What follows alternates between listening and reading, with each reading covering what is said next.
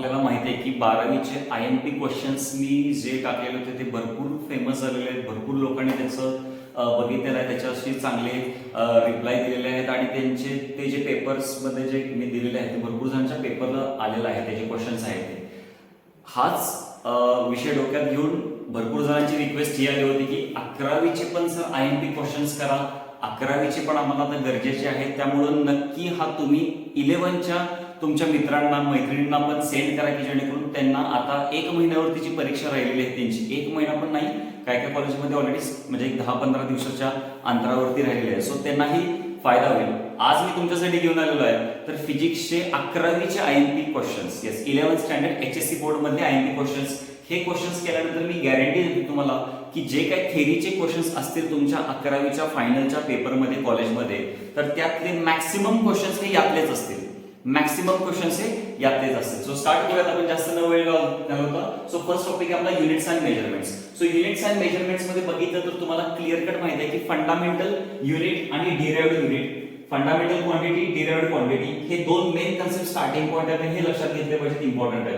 त्यानंतर इथं मी डिफाईन केलेलं आहे, प्रत्येक केसमध्ये मी काय केलेलं आहे बघा, प्रत्येक टॉपिक मध्ये मी असं डिझाईन करताना क्वेश्चन असे केलेले आहेत. डिफाईन म्हणून एक क्वेश्चन टाकलाय, डिफाईन हा क्वेश्चन 1 मार्क किंवा 2 मार्काला विचारला जाऊ शकतोय, 1 मार्क किंवा 2 मार्काला विचारला जाऊ शकतोय. त्यामुळं मार्कांचं सॅग्रिगेशन कसं असणार आहे ते डोक्यात ठेवायचं आहे. जिथे एक्सप्रेस म्हणून सांगितलेलं आहे, ऑब्व्हियसली एक्सप्रेशन हे 4 मार्कांसाठी असतात, तुम्हाला माहिती आहे, किंवा 3 मार्कांसाठी असतात. तर या सगळ्या गोष्टी म्हणजे हा व्हिडिओ बघत असताना नक्कीच या गोष्टी आपण विचारात घेणार आहात. तर सगळ्यात पहिला स्टार्ट करताना फंडामेंटल क्वांटिटी, फंडामेंटल युनिट या सगळ्या गोष्टी महत्त्वाच्या आहेत. डिराइव्हड क्वांटिटी, डिराइव्हड युनिट हे क्वेश्चन्स इम्पॉर्टंट आहेत. डिफाईन मध्ये थर्ड आहे ऑर्डर ऑफ मॅग्निट्यूड. तुम्हाला माहिती आहे ऑर्डर ऑफ मॅग्निट्यूडचा फॉर्म्युला a × 10⁻n असते, बरोबर आहे का? किती असते? a × 10⁻n. So order of मॅग्निट्यूडचा फॉर्म्युला तुम्हाला तिथे फाइंड आउट करावी लागेल की ऑर्डर ऑफ मॅग्निट्यूड किती असेल. कळायला लागले का बघा? म्हणजे तुम्हाला एक्झाम्पल देतील की मास ऑफ अर्थ इतकं आहे, चला फाइंड आउट करा ऑर्डर ऑफ मॅग्निट्यूड किती आहे. सो या टाइपचे क्वेश्चन्स इथे विचारले जाऊ शकतात. देन आहे सिग्निफिकंट फिगर्स. तुम्हाला माहिती आहे की क्वेश्चन्स दिले जातील, नंबर्स दिले जातील आणि विचारलं जाईल की त्याच्यामध्ये सिग्निफिकंट फिगर्स किती. मग ते येण्यासाठी ऑब्व्हियसली रूल्स यायला पाहिजे, म्हणजे तो पण एक क्वेश्चन मोठा इम्पॉर्टंट आहे, तो बघितला पाहिजे. त्यानंतर आहे अॅक्युरसी आणि एरर्स. ऍक्च्युअली ह्या एकाच नाण्याच्या 2 बाजू आहेत. जर तुम्हाला अॅक्युरसी आलं तर तुम्हाला ऑटोमॅटिक एरर येते. अॅक्युरसी म्हणजे काय? It is the how close you are up to the actual value, म्हणजे तुम्ही ऍक्च्युअल व्हॅल्यूच्या किती क्लोज आहे, सो क्लोजनेस आहे, त्याला अॅक्युरसी म्हणतोय. एरर म्हणजे ऍक्च्युअल व्हॅल्यू आणि मेजर्ड व्हॅल्यू ह्याच्यातला डिफरन्स आहे. नक्कीच तुम्हाला हे एवढे बेसिक मी सांगत चाललोय. सो ह्याही डेफिनेशन्स महत्त्वाचे आहेत. नेक्स्ट आहे सेकंड आपल्याला that is the rules for writing assignment. जेव्हा तुम्ही असाइनमेंट लिहिताय त्यावेळी त्याच्यातले जे रूल्स आहेत, ते रूल्स असाइनमेंट लिहित असताना कुठले कुठले आहेत, तर त्याच्यावरती ऑलरेडी क्वेश्चन आहे जो की इम्पॉर्टंट आहे, लक्षात घेतला पाहिजे. येस. त्याच्यानंतर आहे थर्ड पॉइंट, थर्ड क्वेश्चन आहे. थर्ड क्वेश्चन मध्ये आपल्याला 3 युजेस अँड डायमेन्शनल अनालिसिस. तुम्हाला माहिती आहे की डायमेन्शनल अनालिसिसचे 3 युजेस आहेत. डायमेन्शनल अनालिसिसचे 3 युजेस आहेत. To find out the correctness of an equation, to check the conversion factor and to find out the exponential powers find out करायचे आहे. म्हणजे हे 3 जे युजेस आहेत डायमेन्शनल अनालिसिसचे ते नक्कीच करून जावा. त्यातलं एक मला वाटते की यावर्षी फिक्स पडतंय. बऱ्याच जणांच्या भरपूर कॉलेजचे मी पेपर रेफरन्स करूनच हे क्वेश्चन्स काढलेले आहेत आणि हे क्वेश्चन्स काढताना नक्कीच हा विचार केलेला की आपल्या म्हणजे तुमच्या कॉलेजला मॅक्सिमम कुठले क्वेश्चन्स येऊ शकतात. सो त्यापैकीच एक आहे डायमेन्शनल अनालिसिसचे 3 युजेस वाला क्वेश्चन. त्यानंतर आहे इथं write the limitation of dimensional analysis. तुम्हाला माहिती आहे की 2 मार्काला आपण निग्लेक्ट करतो क्वेश्चन, पण कधी कधी हाच क्वेश्चन येतो आणि आपल्याला काही लिहिता येत नाही त्याच्यामध्ये. So limitations of dimensional analysis आहे. हा एक फेवरेट क्वेश्चन आहे या टॉपिक मधला, parallax method. Explain in detail parallax method. तुम्हाला माहिती आहे method of measurement of distance वाला हा पॉइंट आहे, बरोबर ना? एक लांबचा ऑब्जेक्ट आहे तर त्याच्याशी फाइंड आउट करायचं आपल्याला की डिस्टन्स, मग कुठला पण मेथड वापरतोय तर तिथं आपण वापरतोय पॅरालॉक्स मेथड. त्यानंतर write in detail types of errors and methods to minimise it. Methods to minimise it. तुम्हाला माहिती आहे की एरर्सचे टाइप्स आहेत. त्याच्यामध्ये फंडामेंटल दॅट इज द म्हणजे पर्सनल एरर आहे, इन्स्ट्रुमेंटल एरर आहे, सिस्टमॅटिक एरर, असे भरपूर सारे जे टाइप्स आहेत ते डिटेलमध्ये लिहावे लागेल, त्याचे रिझन्स द्यावे लागतील. त्यानंतर तुम्हाला हे सांगावं लागेल की ते जे एरर्स आहेत ते मिनिमाइज कसं करू शकतो आपण, कुठले कुठले मेथड्सनी करू शकतो. सो हे सारे इम्पॉर्टंट क्वेश्चन्स होते या म्हणजे अजून आहे. सो हे पहिले 6 इम्पॉर्टंट क्वेश्चन्स होते. देन याच्यानंतर आहे rules for writing determining the significant figures. तुम्हाला ऑलरेडी मी मगाशी म्हटलं की सिग्निफिकंट फिगर काढणे हा एक वेगळा क्वेश्चन आहे. त्याचे रूल्स फाइंड आउट करणे, रूल्स त्याचे 6 to 7 रूल्स आहेत, ते सगळे लिहिणे तो एक मोठा क्वेश्चन आहे. 3 मार्कांसाठी एक्सपेक्ट करा हा क्वेश्चन पडेल, 3 मार्कांसाठी. ठीक आहे. त्यानंतर आहे बेसिक, हा क्वेश्चन फिक्स आहे. डायमेन्शनल फॉर्म्युला सांगा. कळा लागले का बघा. तुम्ही एक पेपर सेटर व्हा आणि विचार करा. पेपर तुम्हाला काढायचा असा विचार करा. तुम्ही पेपर सेटर ज्यावेळी होत आहे त्यावेळी असा विचार करायला पाहिजे की मुलांकडून एक्सपेक्टेशन काय आलं पाहिजे. बाबा 12thला डायमेन्शनल अनालिसिस, डायमेन्शन हा भरपूर जास्त कन्सेप्ट आहे, बरोबर. मग आत्ताच त्यांना थोडीफार तयारी करून घेण्यासाठी पेपरला तुम्ही तो क्वेश्चन टाकण्याचा प्रेफरन्स जास्त देतात. सो बेसिक डायमेन्शन अनालिसिस त्याच्यात माहिती पाहिजे. दॅट इज व्हेलॉसिटीचं, ऍक्सेलरेशनचं, देन चार्जचं, फोर्सचं किंवा अजून इम्पल्स, एनर्जी आहे, वर्क डन आहे, या सगळ्याची डायमेन्शन अनालिसिस तिथं माहिती असणं गरजेचं आहे. Then numerical which is based on estimation of errors. तुम्हाला माहिती आहे ऍब्सोल्यूट एरर, मीन व्हॅल्यू, बरोबर ना. त्यानंतर मीन ऍब्सोल्यूट एरर, त्यानंतर रिलेटिव्ह एरर, पर्सेंटेज एरर, याच्यावरती न्यूमरिकल एक्सपेक्ट करा. याच्यावरती न्यूमरिकल मी थोडंसं मोर स्पेसिफिकली सांगायचं झालं तर एक्सरसाइज मधले न्यूमरिकल करा. कुठले करा? एक्सरसाइज मधले करा. देन नेक्स्ट प्रॉब्लेम आहे that is solve numerical which is on the combination of the errors. तुम्हाला माहिती आहे जर 2 एरर असतील तर ते मल्टिप्लाय असतील तर काय होईल, प्लस असतील तर काय होईल, मायनस असेल तर काय होईल, आणि डिव्हिजन मध्ये असतील 2 एरर्स तर ते कसे होतील. सो त्या टाइपचे क्वेश्चन्स तुम्ही न्यूमरिकल मध्ये इथं बघू शकता. सो असे हे पहिले 10 क्वेश्चन जे आहेत आपण फर्स्ट टॉपिक मध्ये कव्हर केलेले आहेत. नेक्स्ट आपला टॉपिक आलेला आहे that is mathematical methods. Next topic mathematical methods. हा मी म्हणेन की इझिएस्ट टॉपिक आहे आणि थोडंफार करणं महत्वाचं आहे. या टॉपिक सुरुवात व्हायच्या आधीच सांगेन मी 3-4 थेअरीचे क्वेश्चन्स फिक्सच करायचे आणि बाकीचे न्यूमरिकल फिक्स करायचे, कारण की हा न्यूमरिकल ओरिएंटेड जास्त टॉपिक आहे. तरी देखील काय काय वेळा थेअरीचे असलेले क्वेश्चन्स पडू शकतात. ते कुठले पडू शकतात आपण बघूया. सो मॅथमॅटिकल मेथड्स हे आत्ताचं नाव आहे. पूर्वीच्या टॉपिकचं नाव होतं स्केलर्स अँड वेक्टर्स. पूर्वीच्या टॉपिकचं नाव होतं स्केलर्स अँड वेक्टर्स. सो इथे सुरुवात करूया. तिथं हे पहिला डेफिनेशन दिलेले आहे की तुम्हाला माहिती आहे की स्केलर म्हणजे काय, वेक्टर म्हणजे काय, आणि all the types of vector तुम्हाला माहिती आहे. वेक्टरचे भरपूर टाइप्स आहेत तर ते टाइप्स आपण लिहू शकतो एक एक मार्काच्या डेफिनेशन मध्ये. देन हे लॉज इम्पॉर्टंट आहेत that is triangle law, polygon law and law of parallelogram. जरी हा मी थोडासा शॉर्टकट मध्ये दिला असला तरी तुम्हालाही माहिती आहे पॅराइलोग्राम लॉ जो आहे तो भरपूर मोठा लॉ आहे आणि तिथं भरपूर आपल्याला वेळ जातोय. देन इथं write in detail parallelogram law and hence find out, hence write the expression for the magnitude of the resultant vector. म्हणजे आर साठी इक्वेशन फाइंड आउट करायचं तुम्हाला. आर साठी इक्वेशन फाइंड आउट करताना तुम्हाला माहिती आहे R is equal to square root of P square plus Q square plus 2pq cos θ. ते वाला इक्वेशन फाइंड आउट करायचं तुम्हाला. कळलं लागलं का बघा. सो तिथं तुम्हाला पॅराइलोग्राम लॉ यूज करावा लागेल. नेक्स्ट आपल्याला आहे question number 4 that is scalar product. यालाच डॉट प्रॉडक्ट असे म्हणतात. Write in detail characteristics of scalar product. मी मगाशी म्हटलं की 3-4 क्वेश्चन्स फिक्स असू शकतात आणि मोठे पण आहेत. तर त्यापैकीच एक आहे स्केलर प्रॉडक्ट. त्यापैकीच एक आहे कुठला? Scalar product. Okay. So scalar product मध्ये बघत असताना त्याचे कॅरेक्टरिस्टिक्स व्यवस्थित करा. यस. नेक्स्ट आहे यस क्वेश्चन नंबर 5 आहे आपल्याला. क्वेश्चन नंबर 5 आहे शो दॅट. यस. आता ऍक्च्युअली हा स्केलर प्रोडक्टचाच क्वेश्चन आहे. p bar dot q bar is equal to px qx plus py qy plus pz qz असा एक क्वेश्चन आहे. त्यानंतर आहे आपल्याला क्रॉस प्रॉडक्ट किंवा वेक्टर प्रॉडक्ट आपण बघतोय. तर त्याच्या कॅरेक्टरिस्टिक्स इम्पॉर्टंट आहेत. जशा स्केलर प्रोडक्टच्या कॅरेक्टरिस्टिक्स इम्पॉर्टंट होत्या तशाच वेक्टर प्रोडक्टच्या कॅरेक्टरिस्टिक्स इम्पॉर्टंट आहेत. त्यानंतर शो दॅट जसं याचं इक्वेशन होतं तसं याचं पण इक्वेशन आहे. p bar cross q bar i cap j cap k cap px py pz qx qy qz हे show that is we have to show that. कळलं का कसं आलं इक्वेशन ते. सो ते इम्पॉर्टंट आहे. Then all formulas of differential equation हे fix आहे बघा. हे फिक्स आहे. हे फिक्स आहे. 3 वेळा सांगितलेलं आहे बघा. का? कारण की डेरिव्हेटिव्ह म्हणजे डिफरन्शियल इक्वेशन आणि इंटिग्रल कॅल्क्युलस म्हणजे इंटिग्रेशन हे पुढच्या वर्षी 12वीला ना मॅथ्स मध्ये पूर्ण असं कादंबर आहे त्याच्यावरती. त्यामुळे ते इथं आता इग्नाइट होते. ते कळायला लागले का बघा. त्याच्या आता मेन सुरुवात होते. त्यामुळे हे ना महत्वाचं आहे. ह्याच्यावरती मिनिमम 2 मार्कचे 2 क्वेश्चन तरी एक्सपेक्ट करा. फिक्स पडणार आहे. कॉलेज कुठलं पण असू दे हे 2 मार्काचे 2 क्वेश्चन फिक्स असणार आहेत. Then question number 2 and question number 3 from the exercise. थोडेसे न्यूमरिकल इथं पण मी कुठले करायला लागणार आहेत हा पण पार्ट सांगितलेला आहे. तर तो प्लीज नक्की जाऊन तुम्ही एक्सरसाइज ओपन करा, त्याच्यामध्ये तुम्हाला न्यूमरिकल्स मध्ये बघितलं क्वेश्चन नंबर 2, क्वेश्चन नंबर 3 दिसेल. नेक्स्ट आपला टॉपिक होते motion in a plane. Motion in a plane मध्ये डिफाइन ऑलरेडी तुम्हाला माहित आहे की ह्याच्यामध्ये बेसिक सगळं स्टार्ट होते मोशनचं.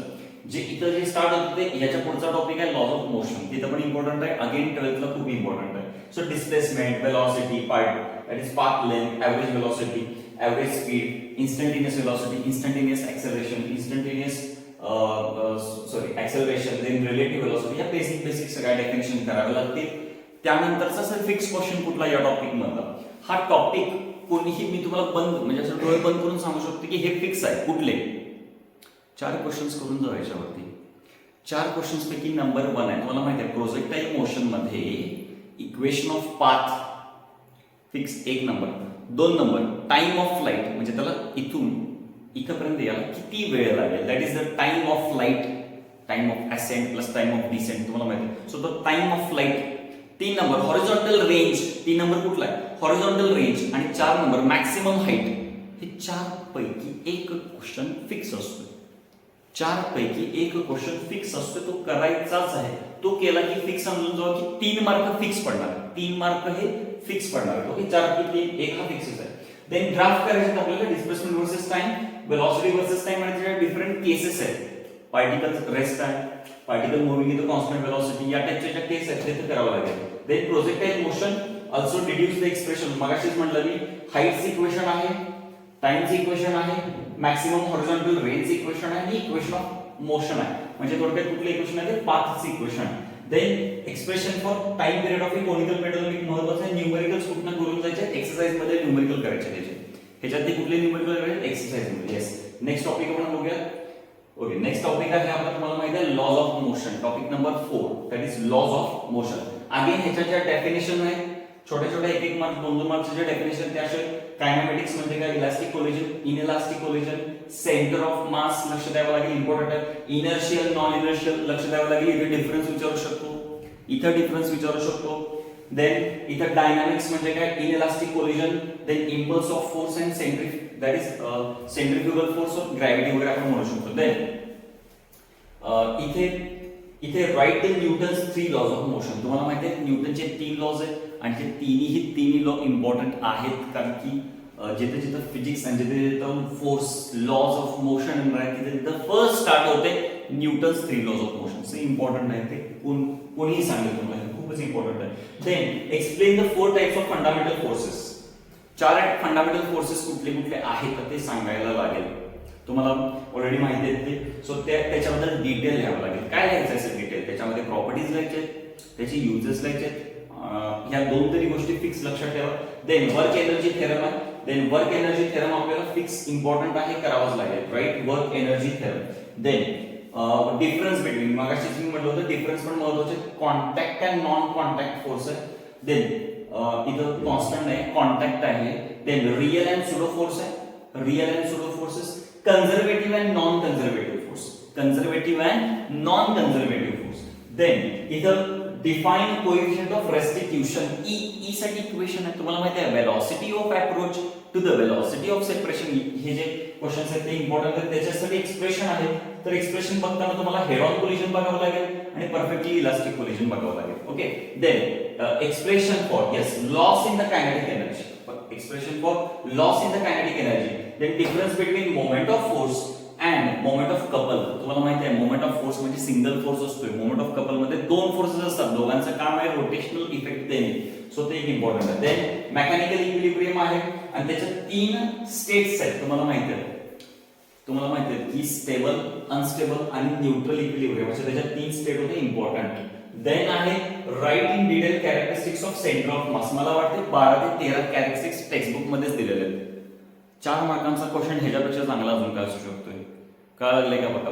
4 मार्काला ना 8 पॉईंट मिनिमम लागत असतात, इथं तरी 12 पॉईंट द्यायचे, त्यामुळे ते इम्पॉर्टंट आहे. देन एक्सरसाइज करायचे आपल्याला, एक्सरसाइज मध्ये न्यूमरिकल्स करायचे, तिथं सोडायचं नाही आहे, तिथं व्यवस्थित करायचं एक्सरसाइज मध्ये numerical.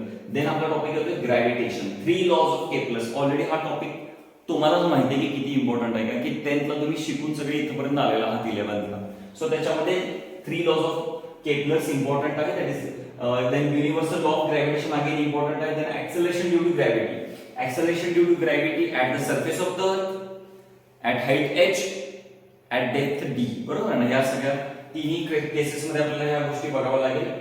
at height h, at depth d, at surface of the earth आहे. then escape velocity बघायचं आपल्याला. नेक्स्ट काय बघायचं, escape velocity आणि त्याचे एक्सप्रेशन बघायचं. then cases of projection तुम्हाला माहिती आहे, सर्क्युलर, then elliptical, then कुठला आहे elliptical. फर्स्ट आहे सर्क्युलर, then आहे elliptical, then parabola and then hyperbola. अशा या केसेस आहेत त्या खूपच इम्पॉर्टंट आहेत. then yes, then त्याच्यानंतर 6 क्वेश्चन येतो आपण. त्यापैकी 6 क्वेश्चन असेल आपल्याला क्रिटिकल वेलोसिटी किंवा क्रिटिकल स्पीड आपण म्हणूया, क्रिटिकल वेलोसिटी किंवा क्रिटिकल स्पीड म्हणूया, आणि त्याचे एक्सप्रेशन्स बघायचे. सॅटेलाइट बघायचं आपल्याला. सॅटेलाइटचे टाइप्स बघायचे आहेत, तर तुम्हाला माहिती आहे 2 मेन टाइप आहेत, पण त्याच्यासाठी पण डिटेल बघावं लागेल. वेटलेसनेस हा कंडिशन, हा पॉइंट व्यवस्थित करून जावा, एक मार्कला विचारू शकतो. Then time period of a satellite, एक सॅटेलाइट रिव्हॉल्व करायला किती टाइम लागेल त्याच्यासाठी एक्सप्रेशन व्यवस्थित दिलेलं आहे, ते व्यवस्थित करावं लागेल. Then binding energy of a orbiting satellite. Okay, then next topic of the that is mechanical, that is properties of fluid. बरोबर, mechanical properties of solids आहे, तर त्याच्यामध्ये हे डेफिनेशन्स करावे लागतील. सगळ्या डेफिनेशन करून द्यायचे. स्ट्रेस, स्ट्रेन हे खूप महत्त्वाचं आहे, ऐका.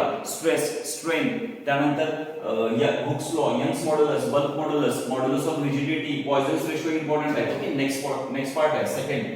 हा होता क्वेश्चन नंबर 1. हे ऍक्च्युअली मी जर एका बंच मध्ये दिलं असेल तर हे खूप इम्पॉर्टंट होतं. देन सेकंड आहे स्ट्रेस स्ट्रेन कर्व. तुम्हाला माहिती आहे स्ट्रेस स्ट्रेन कर्व बद्दल सगळं डिटेल सांगा, म्हणजे त्याच्यात परमनंट सेट म्हणजे काय, यील्ड पॉइंट म्हणजे काय, ब्रेकिंग स्ट्रेस म्हणजे काय, या सगळ्या गोष्टी डिटेल सांगायला लावतील तुम्हाला ते. सो तो एक क्वेश्चन 3 मार्क्स साठी एक्सपेक्ट करा with graph. Then expression for strain energy, expression for strain energy हे एक असू शकते. Strain energy per unit volume हे एक असू शकते. स्ट्रेन एनर्जी वेगळा आहे, strain energy per unit volume वेगळा आहे. सो हे एक्सप्रेशन. देन डिफाइन, हे 4 डेफिनेशन्स इम्पॉर्टंट आहेत. देन लॉज आहेत, लॉज बघताना एक करा, दुसरं बाकीचे 2 ऑटोमॅटिक लक्षात येतील. ओके, देन नेक्स्ट बघूया. नेक्स्ट आहे, नेक्स्ट टॉपिक आहे आपला thermal properties of matter. Thermal properties of matter मध्ये heat, temperature, then diathermic substance, melting point, ice point, हे सगळ्या बेसिक डेफिनेशन करावे लागतील, त्या इम्पॉर्टंट आहे. हे खूप महत्त्वाचं.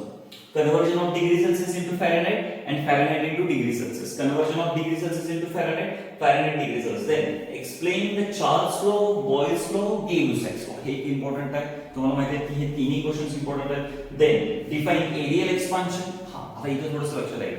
एरियल एक्सपान्शन त्याचा फॉर्म्युला, लिनियर एक्सपान्शन त्याचा फॉर्म्युला, व्हॉल्यूम एक्सपान्शन त्याचा फॉर्म्युला, म्हणजे किती क्वेश्चन झाले 3. प्लस त्यानंतर अजून कुठलं महत्त्वाचं आहे, relation between alpha beta, that is beta is equal to 2 alpha. Show that beta is equal to 2 alpha असं पण येऊ शकते. Gamma is equal to 3 alpha असं पण येऊ शकते. सो हे इम्पॉर्टंट होतं, जे लक्ष देऊन करावं लागेल. हे बघा इथे मी दिलं expression, that is beta is equal to 2 alpha, gamma is equal to 2 alpha. Then specific heat capacity important आहे, त्याचे एक्सप्रेशन आपल्याला करावं लागेल. Specific heat capacity. Yes, next topic आपला बघतोय आपण आता. Next topic. ओके, थोडेसे आपले पण लॅटेंट हीट वगैरे पॉइंट राहिलेले आहेत. सो लॅटेंट हीट इम्पॉर्टंट होतं. कोएफिशिएंट ऑफ थर्मल कंडक्टिव्हिटी, या 2 डेफिनेशन, डिफाइन कन्व्हेक्शन आणि त्याचे ऍप्लिकेशन्स कुठले कुठले, सेम रेडिएशन त्याचे application. Newton's law of cooling 2 मार्कांचा एक्सपेक्ट करा. न्यूटन्स लॉ ऑफ कूलिंग 2 मार्कांचा, that is rate of loss of heat वरती क्वेश्चन आहे. Then sound. Okay, then next topic of sound. Sound मध्ये या सगळ्या डेफिनेशन्स इम्पॉर्टंट आहेत, छोट्या छोट्या किरकोळ. दॅट इज एम्प्लिट्यूड म्हणजे काय, डबल वेलोसिटी, वेलोसिटी आहे, फेज आहे, वेवलेंथ आहे, देन पिरियड आहे, फ्रिक्वेन्सी, या सगळ्या डेफिनेशन्स आहेत. हा क्वेश्चन फिक्स असू शकतोय की define transverse wave and its characteristics.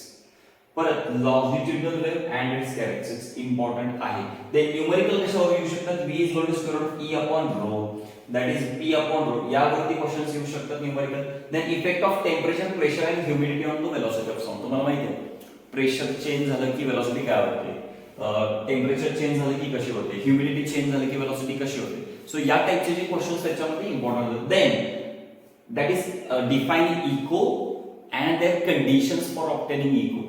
Eco म्हणजे काय आणि ते इको तयार करायला कुठल्या कंडिशन्स आहेत. देन आहे रिव्हर्बरेशन.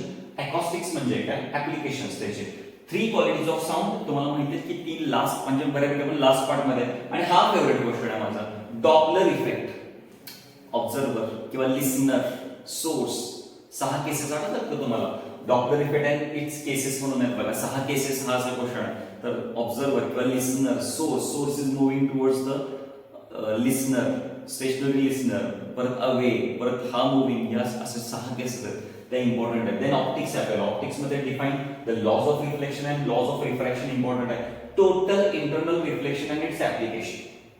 इथं थोडं पॉज घ्या, कारण की हा एक क्वेश्चन असा आहे की तुम्हाला गेम चेंजिंग ठरू शकतोय, येऊ शकतो हा क्वेश्चन तुम्हाला. देन लेन्स मेकर्स इक्वेशन एक इम्पॉर्टंट आहे, भयानक इम्पॉर्टंट आहे, हे करावंच लागेल. Lens makers equation, dispersion of light 10th ला पण होतं ते.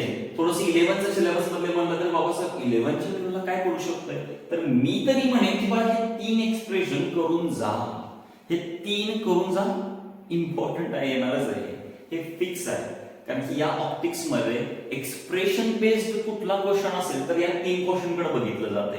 सो तिन्ही क्वेश्चन इम्पॉर्टंट आहेत. डिफाईन अँग्युलर डिस्पर्जन, हे बेसिक आहे, तर डिस्पर्जिंग बेसिक जरी असले तरी करावं लागतील, इम्पॉर्टंट आहे. डिफेक्ट्स ऑफ लेन्सेस आहेत, देन मॅग्निफाइंग पॉवर आणि magnifying power for compound microscope and telescope, हे अगेन इम्पॉर्टंट होतं. नेक्स्ट पार्ट आपला इलेक्ट्रोस्टॅटिक्स आलेला आहे. तुम्हाला माहिती आहे इलेक्ट्रोस्टॅटिक्स आता पण आहे, पुढे पण आहे, 12th ला पण आहे, त्यामुळे 12th चं पण इम्पॉर्टंट आहे. देन इलेक्ट्रिक चार्ज दिलेला आहे. देन त्याच्यात आता इलेक्ट्रिक चार्ज बद्दल काय काय विचारू शकतात, त्याचे डेफिनेशन, त्याचे टाइप्स, त्याच्या प्रॉपर्टीज, त्याचं क्वांटायझेशन ऑफ चार्जेस, त्याचं कन्झर्वेशन ऑफ, भरपूर आहे असं विचारण्यासारखं, त्यामुळे ते इम्पॉर्टंट आहे. मला माहिती आहे की तुम्ही हे सगळ्या गोष्टी नोट डाऊन करून घेत असाल, कारण की तुम्ही स्क्रीनशॉट काढत असाल, तर मी जे तुम्हाला सांगतोय ते बहुतेक तुम्हाला नाही कळत आहे, कळायला लागलंय का बघा, किंवा जे इम्पॉर्टंट जिथं जोर लावला पाहिजे, जिथं करायलाच पाहिजे हे क्वेश्चन्स, ते इम्पॉर्टंटच आहे, तिथं फिक्स्डच आहे, ती तुम्हाला स्क्रीनशॉट मधून कळणार नाहीये. त्यामुळं मला वाटतं की तुम्ही ही व्हिडिओ परफेक्टली सगळी थ्रू आउट व्यवस्थित बघत आहात, त्यातले जे इम्पॉर्टंट पॉईंट्स आहेत त्याच्याकडं अगदी काळजी न घेत आहात ते लिहून.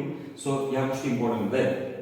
कुलोम्स लॉ, कुलोम्स लॉ तुम्हाला माहिती आहे इम्पॉर्टंट आहे, पण मला वाटतं की यावेळी वेक्टर फॉर्म थोडंसं जास्त पडेल सगळीकडे, सगळ्या एक्झाम्स मध्ये वेक्टर फॉर्म त्याचा इम्पॉर्टंट आहे.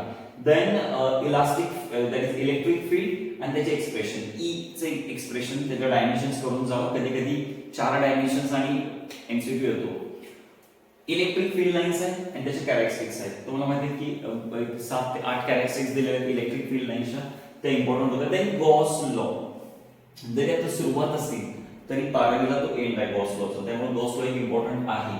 मी जर पेपर सेटर, मला जर पेपर काढायला नसेल तर मी नक्की गॉस लॉ आणि कुलम्स लॉचा विचार करणार. Then define electric flux, electric dipole आणि इलेक्ट्रिक डायपोल मोमेंट, हे इम्पॉर्टंट होतं. नेक्स्ट आहे एक्सप्रेशन, आहे आपल्याला बघायचं, एक्सप्रेशन बघायचं. एक्सप्रेशन कोणाला बघायचं, electric field intensity. Electric field इंटेन्सिटीचं एक्सप्रेशन बघत असताना त्याच्यात केसेस आहेत, at an axial point and at an equatorial point, equatorial line. Then linear, अच्छा बघा हे बघा क्वेश्चन, त्याच्यात 3 मार्काला मी क्वेश्चन विचारला, समजा 3 मार्काच्या क्वेश्चन मध्ये काय एक्सपेक्टेशन ठेवता तुम्ही, की 3 पॉइंट्स असले पाहिजे, linear charge distribution, surface charge distribution, volume charge distribution, हे 3 पॉइंट आहे. सो हे परफेक्ट होतं. Then electric current through conductors, म्हणजे आपला करंट इलेक्ट्रिसिटी टॉपिक, 12वीला ह्याचं नाव आहे करंट इलेक्ट्रिसिटी. देन याच्या डेफिनेशन्स इम्पॉर्टंट होतं. Electric current, Ohm's law, resistance, drift speed, 1 ओहमची डेफिनेशन बघायची आपल्याला, रेझिस्टिव्हिटीचा फॉर्म्युला बघायचा आहे. देन आपल्याला बघायचं expression for electrical energy and power, expression कोणासाठी बघायचं, इलेक्ट्रिकल एनर्जीसाठी आणि पॉवरसाठी. Then problems on colour board, हे इम्पॉर्टंट आहे, कारण की तुम्हाला डायरेक्ट दिले जातील की बाबा बी, देन जी, वाय आणि लेट्स से जी दिलं जाईल. परत तुम्हाला विचारलं जाईल की येस कुठला ह्याच्यामध्ये रेझिस्टन्स येतोय, म्हणजे रेझिस्टन्स फाइंड आउट करा, पण हे करत असताना बाय युजिंग कलर कोड, त्यामुळे मेथड समजून घ्या. देन एक्सप्रेशन फॉर इफेक्टिव्ह और equivalent resistance when they are connected in series combination and when they are connected in parallel combination, या टाइपचे क्वेश्चंस. देन EMF अगेन सिरीज आणि पॅरलल वरती questions येऊ शकतात. नेक्स्ट टॉपिक आपला येतो मॅग्नेटिझम. मॅग्नेटिझम बद्दल, मॅग्नेटिक जसं इलेक्ट्रोस्टॅटिक्स मध्ये इलेक्ट्रिक लाईन्स ऑफ फोर्स होतं, तसं मॅग्नेटिक मध्ये मॅग्नेटिक लाईन्स ऑफ फोर्स येऊ शकते, मॅक्सिमम चान्सेस आहे. देन याच्यामध्ये ना डेफिनेशन जास्त करून जावा, का, कारण की ह्याच्यामध्ये डेफिनेशन्स बघा, लाईन संपतच नाहीये, त्याची बंच संपतच नाहीये, कारण की तेवढं आहे त्याच्यामध्ये डेफिनेशन. सो मॅग्नेटिक लाईन आहे, लेंथ आहे, sorry magnetic equator, geometric length, magnetic declination, magnetic axis, या सगळ्या डेफिनेशन्स इम्पॉर्टंट आहेत. Then show that B axis is equal to 2 × B equator. Actually ना बघायला खूप अवघड वाटते, करायला खूप सोपं वाटते, असा प्रकार आहे तो. त्यामुळे सोडायचं नाही कारण की हे फिक्स क्वेश्चन आहे. डायरेक्ट आय गेस 4 लाईन्स फक्त लागतील शो दॅट करायला. डायरेक्ट फॉर्म्युला त्याचे पार्ट असायला पाहिजे. येस. नेक्स्ट आहे expression for magnetic field due to bar magnet of an arbitrary point. कुठला पण पॉइंट असला तर त्याच्यासाठी इक्वेशन. देन अगेन परत गॉस लॉ आहे, तो पण गॉस लॉच होता, फक्त इलेक्ट्रोस्टॅटिक्स म्हणजे इलेक्ट्रिसिटीसाठी होता. हा गॉस लॉ मॅग्नेटिझमसाठी. देन परत डिफाइन करायचा आपल्याला अँगल ऑफ डीप देन अर्थ मॅग्नेटिक फील्ड आणि electromagnetic wave and communication. Yes. Next आहे नेक्स्ट टॉपिक हाच आहे आपला electromagnetic waves and communication system. Electromagnetic waves and communication system topic मध्ये ईएम वेव्हज म्हणजे काय ते बघावं लागेल. रेडिओ वेव्ह, मायक्रो, बघा इथे EM wave, radio wave, microwave, infrared rays, ultraviolet, X rays. 6 point सांगितले मी तुम्हाला. 3 मार्कांचा क्वेश्चन टाकायला ऑप्शन आहे या टॉपिक वरती. 2 मार्काला ऑप्शन आहे, 4 मार्काला ऑप्शन आहे. म्हणजे तो जो पेपर सेटर आहे त्याच्यासाठी ना एक बेस्ट टॉपिक आहे. त्याला जर समजा कुठेतरी 2 मार्काचा क्वेश्चन विचारायचा आहे, 3 मार्काचा क्वेश्चन विचारायचा, 4 मार्काचा विचारायचा आहे, 4 मार्कांचा, तर त्याच्यासाठी ना इलेक्ट्रोमॅग्नेटिक वेव्ह हा टॉपिक असा पहिला येतो. हा मी तयार आहे, माझ्यातला विचार कळायला लागले तो. त्यामुळं हे क्वेश्चन सगळे बेसिक जे सांगितले मी हे बऱ्यापैकी प्रॉपर्टी त्याच्यात सगळ्याची करून जावा, इम्पॉर्टंट आहे. देन येतो आपण ground wave propagation, space wave propagation आणि स्काय वेव्ह. अगेन 3 पॉइंट्स आहेत. 3 पॉइंट वरती 1 मार्कला क्वेश्चन विचारू शकतो आपण. जर डिटेल मध्ये विचारलं तर 1-2 मार्कासाठी जाऊ शकतो. Then define the terms. परत डिफाइन द टर्म्स मध्ये ट्रान्समीटर, रिसीव्हर, अटेन्युएशन, रेंज या सगळ्याच्या डेफिनेशन आपल्याला लिहायला लागतील. ट्रान्सड्यूसर्स आहे, नॉइज आहे, या सगळ्या डेफिनेशन्स लिहाव्या लागतील. नेक्स्ट पार्ट आहे आपला. यस. नेक्स्ट आहे जो की लास्ट टॉपिक आहे सेमीकंडक्टर. फिजिक्स मध्ये आपला लास्ट टॉपिक वरती आलेलो आपण. सो डिफाइन आहे परत 1-1 मार्क साठी. कंडक्टर म्हणजे काय, semiconductor, valence band, conduction band, insulators. Then diagram which is based on band structure. Diagram which is based on band structure for differentiating metal, that is semiconductor and insulator. म्हणजे conductor, semiconductor, insulator differentiate करणारी diagram. दोन मध्ये CVVD मध्ये जो gap वाली diagram आहे बघा, EG, बरोबर ना, EG जी गॅप वाली डायग्राम आहे. देन इंट्रिन्सिक आणि एक्सट्रिन्सिकचा डिफरन्स विचारला जाईल. P type semiconductor, N type semiconductor detail विचारलं जाऊ शकतंय. तिथं डायग्राम पण महत्त्वाच्या, डायग्राम दिलेली आहे टेक्स्ट बुक मध्ये, ती नक्की तुम्ही करणार. देन नेक्स्ट आहे diagram for the PN junction diode. आता पीएन जंक्शन डायोड करत असताना त्याच्यामध्ये 2 केसेस आहेत, forward bias PN junction, reverse bias PN junction. या दोन्ही केसेस खूप इम्पॉर्टंट आहेत. Then advantages, disadvantages of semiconductor devices. Last part पर्यंत आपण आलेलो आहे application of semiconductor and PN junction diode आणि थर्मिस्टर अँड इट्स टाइप्स. तर हे सगळे जे क्वेश्चन्स होते ते फिजिक्स मधले आयएमपी क्वेश्चन्स म्हणून होते. खूप तुम्हाला हा व्हिडिओ नक्की हेल्प करणार आहात. जर नक्की हा हेल्प करत असेल व्हिडिओ तर तुमच्या 11वीच्या स्टुडंट्स पर्यंत, 11वीच्या मित्रांपर्यंत नक्की हा व्हिडिओ पोहोचवा आणि आपल्या चॅनल बद्दल सांगा. ऑलरेडी 12वीचे पण तिथे मी पोस्ट करून ठेवलेले आहेत व्हिडिओ. काही महिन्यातच तुम्ही 12thला ऑलरेडी जाणार आहातच आणि त्याच्यासाठी पण इम्पॉर्टंट टॉपिकचे जर तुम्हाला रिव्हिजन पाहिजे असेल किंवा बघायचे असतील व्हिडिओ तर सगळे त्या चॅनलवरती सगळे व्हिडिओ मी पोस्ट केलेले आहेत. सो होप तुम्हाला ते आवडतील. नक्की तुम्ही ते तुमच्या मित्रांपर्यंत शेअर करणार आहात. सो हा व्हिडिओ बघितल्याबद्दल थँक्यू आणि जर सबस्क्राईब नसाल तर सबस्क्राईब करा. थँक्यू.